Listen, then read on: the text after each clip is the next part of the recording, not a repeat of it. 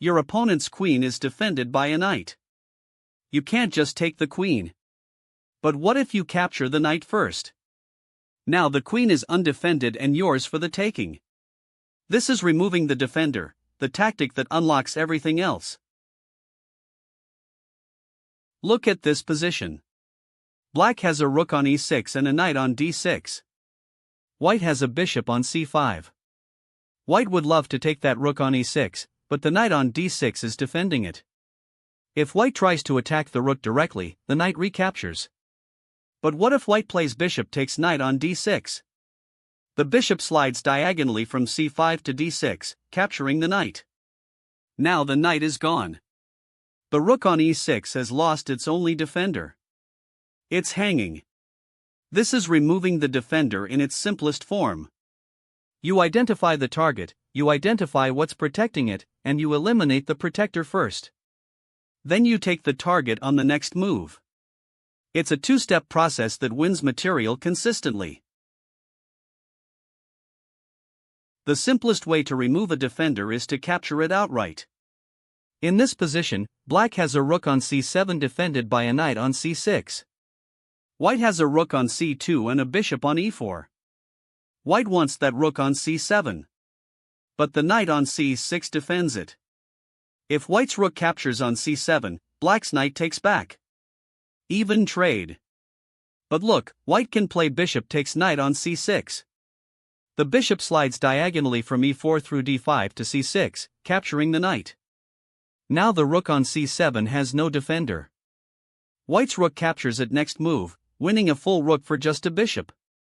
The trade was bishop for knight, which is roughly equal. Then you pick up the free rook. That's a huge material gain. Always look for this pattern, trade off the defender, then scoop up the prize. Sometimes you don't want to trade pieces. Maybe the defender is worth less than your attacking piece, or you want to keep your material. In that case, you can chase the defender away instead. Look at this position. Black has a rook on d7 defended by a knight on d6. White has a bishop on e3 and a rook on o1. White doesn't want to trade the bishop for the knight. Instead, white plays bishop to c5, attacking the knight on d6. The knight is now under attack and must move. Where can it go? Wherever it goes, it leaves the rook on d7 undefended.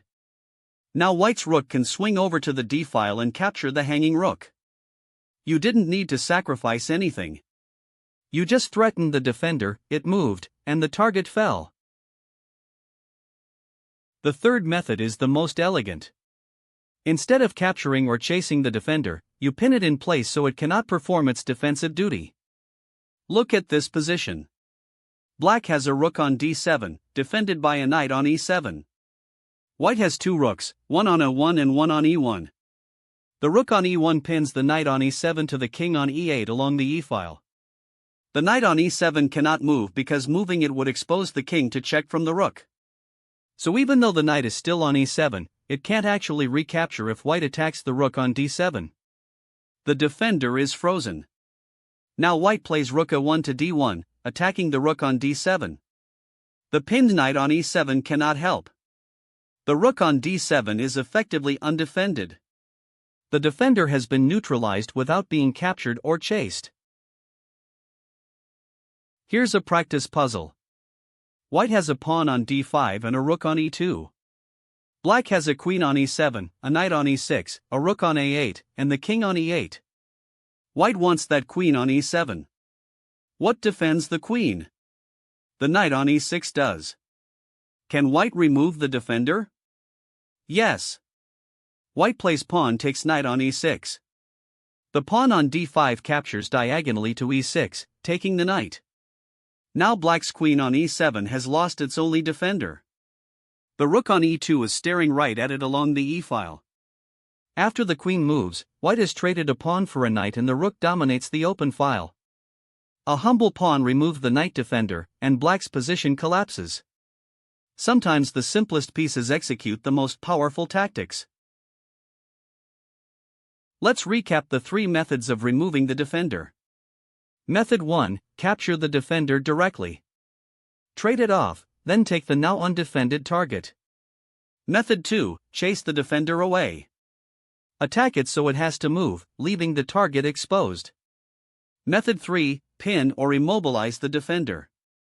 A pinned piece can't perform its defensive duties, so the target becomes effectively undefended. In every game you play, when you see a piece you want to capture but it's defended, ask yourself, what is defending it? Can I capture that defender? Can I chase it away? Can I pin it? One of these three methods will often work. This is one of the most practical tactics in chess, and you'll use it in almost every game. Next, overloaded pieces. Remember, many pieces survive only because one other piece defends them. Find the defender. Remove it. And the piece it was protecting falls. 3 methods: capture it, chase it away, or pin it. Always ask yourself, what is defending that piece?